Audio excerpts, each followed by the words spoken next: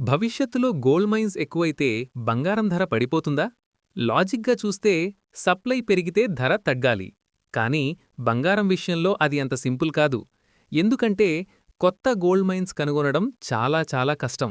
ఉన్న మైన్స్లోనే బంగారం తవ్వడం ఖరీదుగా మారుతోంది. కొత్త మైన్స్ వచ్చినా అది మార్కెట్కి రావడానికి 10 నుంచి 15 సంవత్సరాలు పడుతుంది. మరో ముఖ్యమైన విషయం, ప్రతి సంవత్సరం తవ్వే బంగారం చాలా లిమిటెడ్.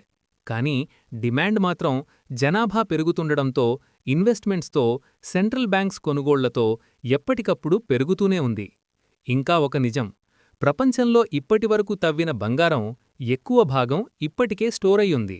అంటే కొత్త మైన్స్ వచ్చినా సడన్గా సప్లై పెరగదు. అందుకే కేవలం గోల్డ్ మైన్స్ ఎక్కువైతే బంగారం ధర పడిపోదు. ధర పడాలంటే డిమాండ్ తగ్గాలి లేదా డబ్బు విలువ బలపడాలి. కానీ లాంగ్ టర్మ్లో చూస్తే బంగారం ధర పెరిగే అవకాశాలే ఎక్కువ.